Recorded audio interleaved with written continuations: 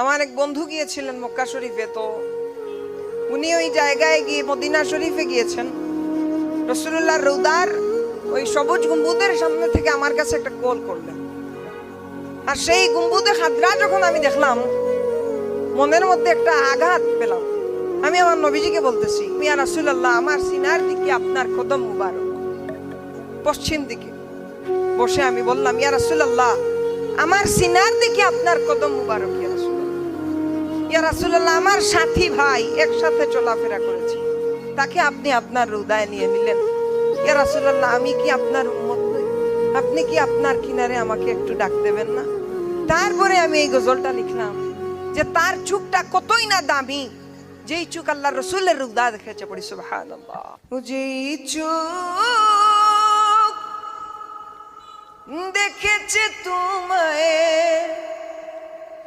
ইয়া রাসূলুল্লাহ, সেই চোখ কতই না শানেওয়ালা। যেই চোখ দেখেছে তোমায় ইয়া রাসূলুল্লাহ, সেই চোখ কতই না